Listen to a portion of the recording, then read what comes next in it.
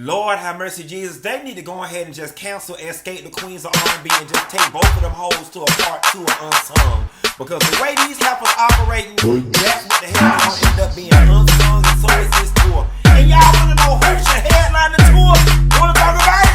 Here you go.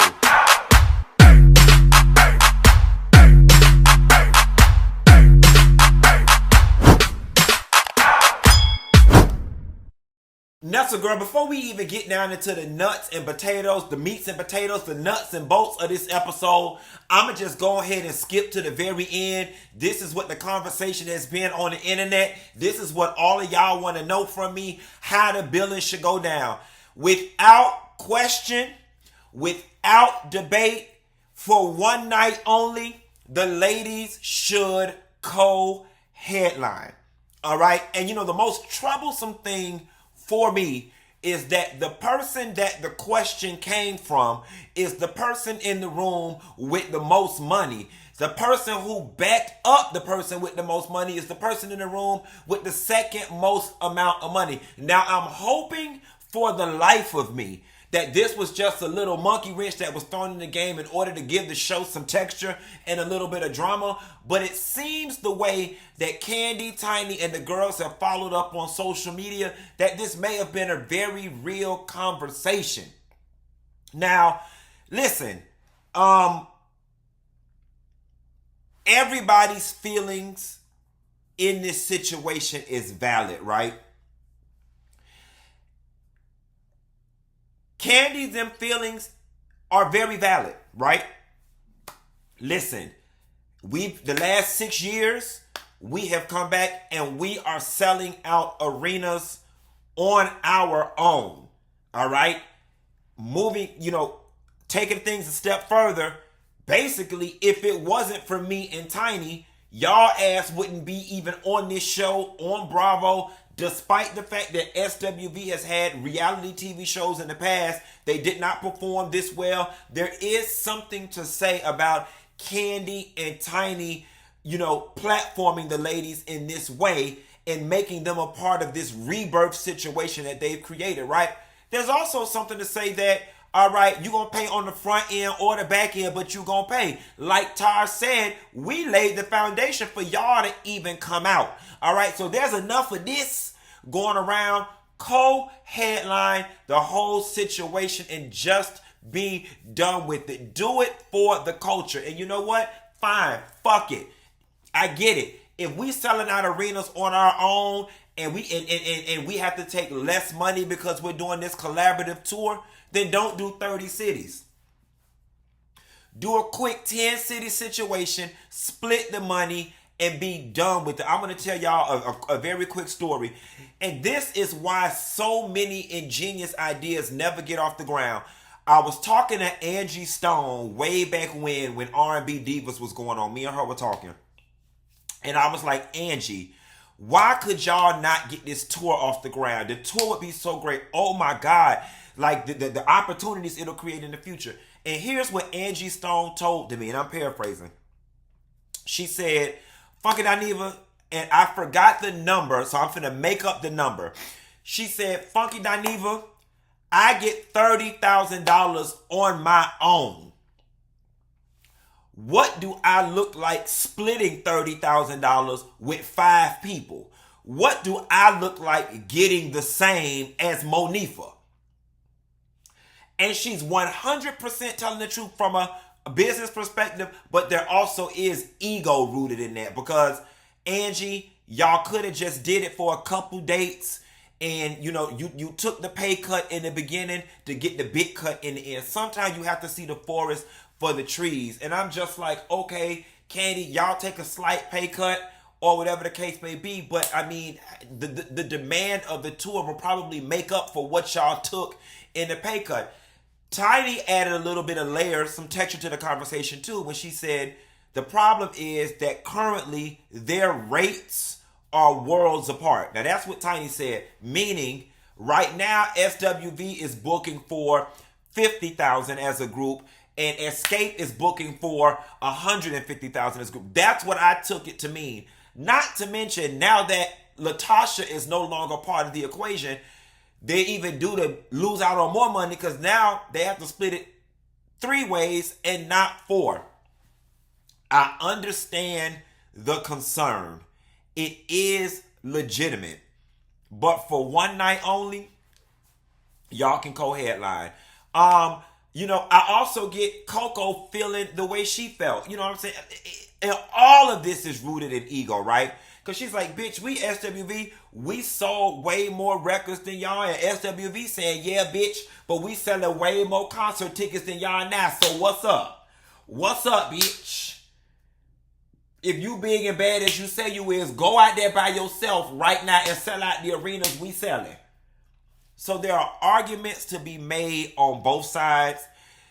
I just think in this case, it looks and reflects a little more poorly on the Xscape side because y'all didn't even come to the table open to co-headlining for one night only. It was one night. Even when the lady said, forget the whole tour, let's take it down to one night, you should have just been like, bam, one night only. That's like performing at the PTA, girl, and it's in 30 days. It's a month. One night only. One night only. So that's where I'm at on that situation. They should have co-headline. It just is what it is, and there's no need for us fans. Well, SWV got better. Well, SK got this. Hey, we ain't doing all that. We not finna cause no more division than Tamika and Tasha already did. And while y'all around here fussing about who co-headlining, see, here's the thing. Candy and Tiny, y'all ain't shit. And SWV, y'all ain't shit either when it come to big sisters. Because instead of worrying about who co-headlining and who headlining, y'all need to be worrying about where the fuck Tamika money at. Okay? I said on the Instagram post, I think Tamika money went missing at the same place Kelly Price had went missing at. That's where the fuck her money at. When y'all find out where the fuck Kelly Price big ass went in hiding, that's where you gonna find a big ass treasure chest full of Tamika money. Come on, somebody. Now the episode opened up and Taj, I just go in like that to just roll over. Now the episode opens up with Taj meeting Tasha down at the African American Music Museum in Nashville. Y'all, I didn't even know we had a National African American Museum of Music, which I am highly interested in attending. And then you saw Xscape on the wall, but is it me? And we didn't see SWV on the wall. Maybe I was too busy feeding my face or whatever the case may be. But Tasha, during that meeting with Taj, tells Taj that she is in Nashville shopping a solo deal. Here's the thing. You know what I'm saying? She tells Taj, I just want to be free. I want to do my own thing. Bitch, you had over 20 motherfucking years to be free, and you didn't even release Mary Had a Little Lamb on a cassette tape. Okay? Now all of a sudden, the group has platformed you, and now you want to be free. Oh, I get it. Rocky had your ass imprisoned the last 20 years. Shawshank Redemption. That's what the hell it was. That's what was going on. Because girl, you had 20 years to be free. But you wait until, no shade, just calling a thing, you wait until Candy and Tamika provide you with a platform, the group provides you with a platform to once again try to shit on them, like Candy said in the meeting with Taj. This is history repeating itself all over again. Tasha and Rocky, because I know y'all watch, y'all got a public relations problem. I am not mad with you whatsoever for having solo aspirations. Girl, if your heart say sing, sing, mama, sing. All right? Sing. Sing us down to the ground and around. Sing. But this looks bad. It just looks bad, sis. It looks bad.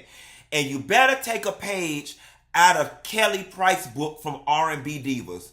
The general black community ain't fucked with Kelly Price since R&B Divas. And Tamar is damn near in the same position. Tasha, you are ruining your personal image and your desirability factor. You are ruining it. Episode after episode, you got people saying they will not buy your shit at all, and especially gospel, because of the way you and Rocky is moving. Girl, you must be moving woman to woman and not in the spirit, because ain't nothing about this godly. All right? See, if you moved in the spirit, This shit would be in decency and in order and in organized. God don't bless mess, and he damn sure do not cause stress. And this right here is some stressful mess. Taj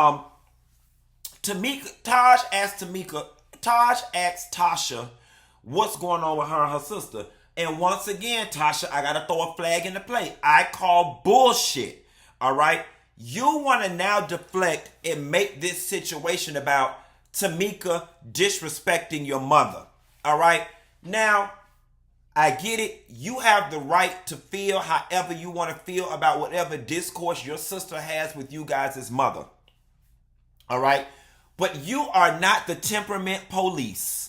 Okay? And you have not once made any concession about how your mother has disrespected Tamika. And the reality of the situation is y'all fucking stole that girl mama and money and Deaconess wig helped spin it. Alright? And y'all ass is deflecting. We didn't see this little piece of B-roll that they showed us this last go round when Rocky came into the studio when Tasha was singing towards the end of the episode. And then they flashed back to when Rocky said, I don't know why she put my name in it. We didn't see Tasha saying, turn the cameras off. Oh, baby, you damn near went musty and broke your damn collarbone trying to put your hands in it. Turn the cameras off. You didn't want no people to hear that shit. You did it, bitch, okay? And your ass need to be the main one doing the motherfucking one night only show, and all proceeds need to be donated to the household of Tamika Scott plus I can't even speak, I'm so pissed off. Plus penalties and interest, goddamn. The only thing that should be covered for you is hair and makeup, bitch. They shouldn't even give your ass no food. You don't need it no damn way. Make her bring her own damn lunch. Okay, matter of fact, make her wear that blonde wig she got on. You don't get no hair, no makeup, and since you want to be so extra and wear a motherfucking green dress to the Soul Train Awards, wear that emerald green dress on the stage since you want to stick out so much. But when it's time to get off stage and they handing out everybody envelope, you need to get your damn entourage and leave your sister the same way you did when they shot up Las Vegas. And when you leave the money behind. Okay?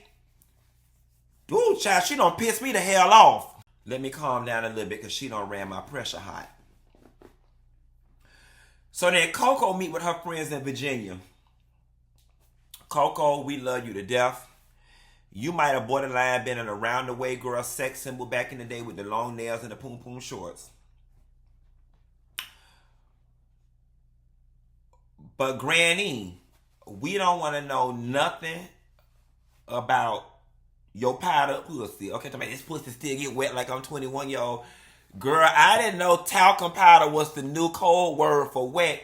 And Lily, while we at it, we don't want to hear about Sister Hot Pocket or Sister Sweet Pussy or whatever the hell you was called. No. I understand, Lily, that women need to be liberated in their sexuality, so on and so forth.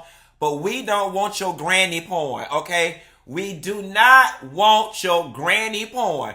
There is a small subsection on Pornhub for granny porn. And Lily, you can take your ass over there and direct as many films as you want. But you will not get your ass back here on our good cable network trying to push your granny porn.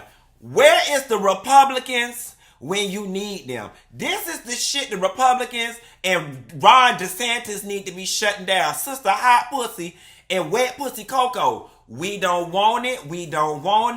I don't need it. I don't want it. Y'all not the singers for it. No. Keep it.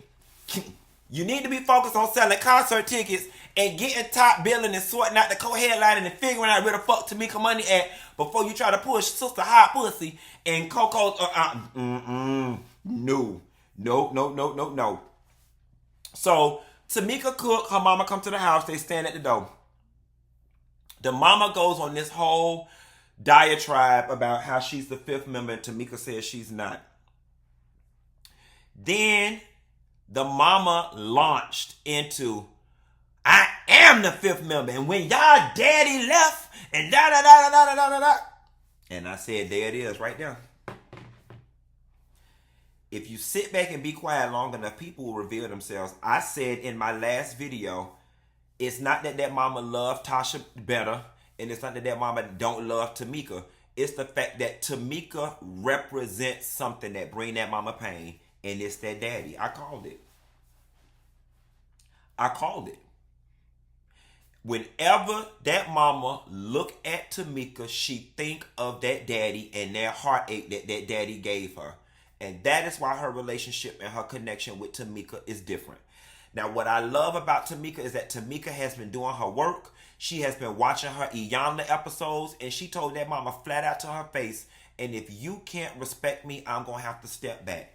And that mama said, what does stepping back mean? And, Tamika let it be known, Ma, you know what stepping back mean. And see, that mother is manipulative as hell.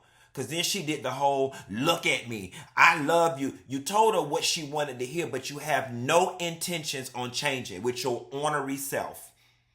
No intentions on changing. You didn't even hear her. She said you're not the fifth member. You keep inserting yourself, and you insisted on being the fifth member, even when she told you you're not. And yeah, your ass was the fifth member when that check came to your house and you and Tasha helped spend it. Yeah, you was the fifth member. Hence why you felt entitled to that girl damn money. You helped Tasha spend it, and that is why your ass won't say nothing to Tasha, because like I said, you know if you flip on Tasha, Tasha gonna flip on you and say, well, mama, you the one who helped me spend it. You didn't think I was wrong when you helped me and Rocky spend it.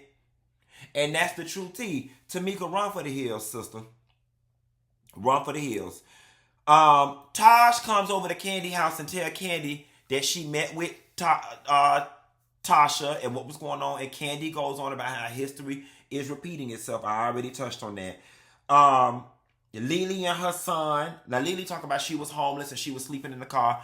Lily also did some Essence magazine articles where she said she would go to the gay clubs and, entertain the lady folks or whatever for a place to stay in all of these situations. Now, listen, I know that adversity brings out different things in all of us don't have the same level of ingenuity and creativity, so on and so forth.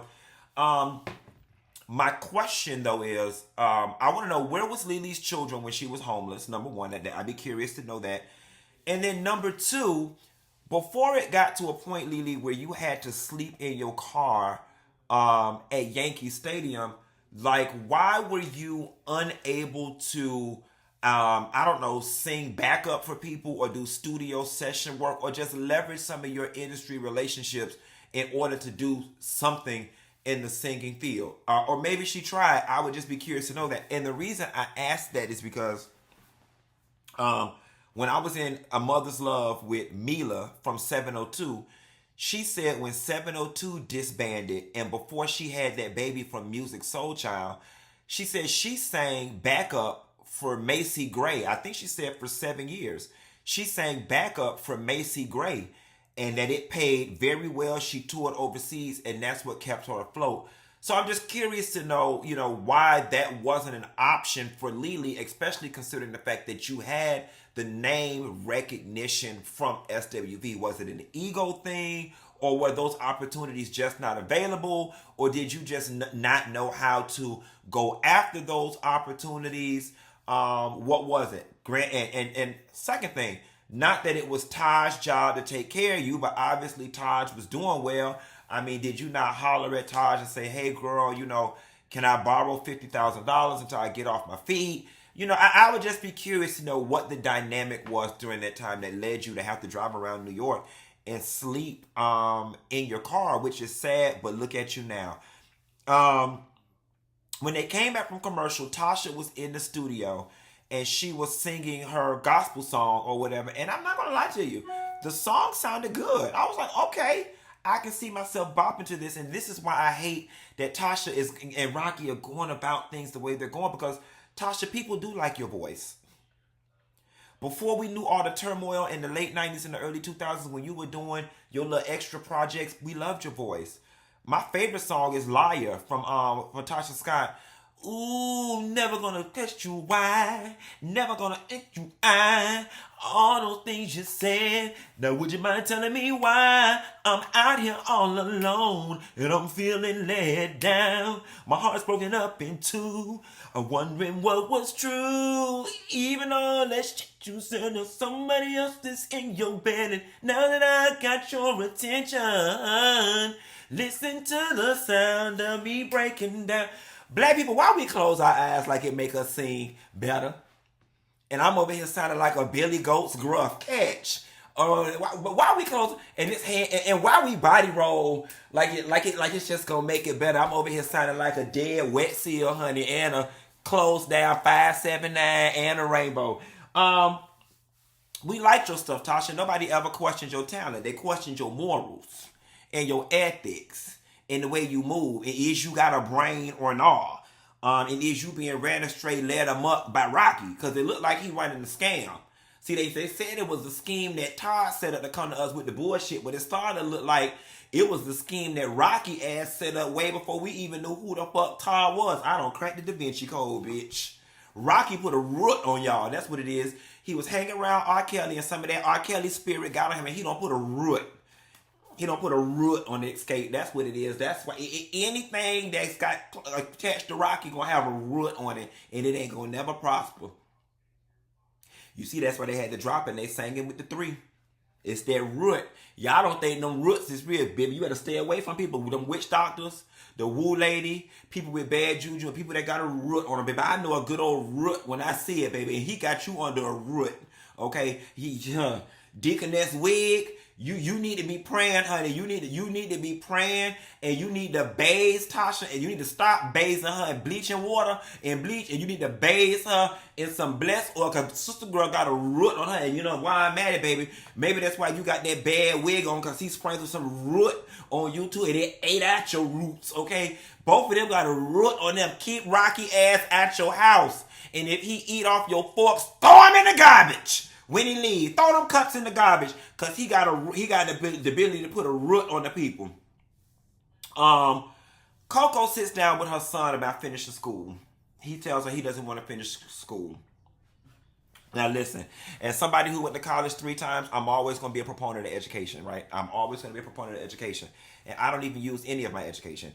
Now, let me start here. We now live in a world where the internet has been the great equalizer, and people without college degrees are making far more money than people with college. That's just a verifiable fact. All right. In recent years, the internet has shown us that there are so many careers that you can do off the beaten path that have nothing to do with a college degree that are very lucrative. Once again, a fact. But one thing the internet, Instagram, social media can't duplicate is the college experience. All right. The things you learn from either going to the military or college being that buffer between teenage years and adulthood. I always said college and the military are the only 2 buffers from you becoming a teenager to an adult. Everything else is kind of rocky. How do you easily transition from being a teenager to an adult? What other solid infrastructure is there put in place outside of college or the military? I'll wait. You make your best friends in college. You learn who you are in college. And the reality of the situation is he would not be able to pursue these dreams of music if it was not for the safety net that his mother provides. All right. So what you need to tell him is that, all right, fine. If you want to leave school and sing, that's 100% fine, but you're going to have to do it on your own. Because what I'm not going to do is undergird and underwrite your ability to just go out here and flop around in the world and figure shit out. Not on my goddamn money. Now, here's the thing, right? Here is where the compromise for me would have been. You want to do music, right? You want to do music? Well, what better way to do music than to learn it inside and out, and you don't make the same mistakes that we made in business and doing music. So fine, you don't have to do undergrad and then go on to dentistry school. How about you switch your music to music business, music entertainment? You want to sing? Why don't you get a degree in musical theater or singing or something? There is still a college education for that young man that can coincide with his aspirations to be a singer and give him the competitive advantage in the music industry over all of these people that did not go to college. Additionally, for anybody out there listening, this is why I'm a big proponent of kids living on campus that first year and taking their ass the fuck away from home. Because had he been away from home, living in the dorms with his friends, child, you wouldn't even be thinking about coming back damn home. Okay, for those of us that went away to college and got a little taste of that freedom and that puss, okay, and that alcohol, baby, and them parties, Bitch, we wasn't trying to come back home. Didn't nobody want to motherfucking come back home. Bitch, let me tell you something. After freshman year, bitch, you couldn't get me to come home for summer. You could barely get me to come home for Christmas. Spring break, not home. Summer, not home. Break, not home. Martin Luther King Day, not home. Halloween, not home. Thanksgiving, somebody else home. I only came home for Christmas. Reach and touch. Testify, somebody. That college experience can't be duplicated. And Coco, don't y'all ass give me and send his motherfucking ass back to school. Okay? You heard what Rita Louise mama says. Singing does not pay the bills. Singing does not put food on the table. Do you know how many people out there talented singing they shoulda, coulda, wouldas? Okay? Do you want to end up like that? Then you need to keep your head in them books and out them clouds. Let his ass watch Sister Act 2. Then when he finished watching that, give him Sister Hot Pussy book. About how she was sleeping in cars, okay? Having to go to clubs and fuck women so she can have a place to stay. Is that how you want to end up? But then you don't have no time for singing. You need to keep your head in them books and out them clouds. That's what you need to tell his ass, Coco. Matter of fact, call me. I tell his ass. Okay? Y'all, I ain't got no damn sense. They get ready to go to this last meeting with XSCAPE, where they have the billing debacle, and Tiny gets in her confessional and brings up they're not getting anywhere because Tasha keeps giving them a lot of resistance. And she goes on to say, you know, is the resistance about the fact that she's shopping the solo deal? And I wasn't thinking about that, but we come to find out, in short, that's really what all of the resistance is about. I need to wait. Excuse me. I don't want to heavily commit over here, because I got something going on over here. But it's selfish as hell for you to hold up not just the 3 members of your group, but 3 members of another group until the ink dries on your situation because you want a safety net. That's not fair. And again, it's not godly. God don't bless mess and he don't cause stress. And you ain't going to see that till you get that root off you and you get your original skin color back. See, all things happen good in black. God don't bless light skin. Not artificial light skin. Not bleach light skin. Not glowing light skin. He don't bless that kind. He don't bless that kind. He do not bless artificial. It's fake. He don't bless blonde hair weaves, and he don't watch blonde hair skin. And you got blonde skin and blonde hair. He don't like that. He like original. He got to speak to the original you, your true heart. Not that one you purchase at Sally Beauty Supply. And we already talked about co-headliner. Y'all, that's all I got. Ain't got no more. Y'all hoes be sure to like and subscribe. And I'll call y'all later. Bah.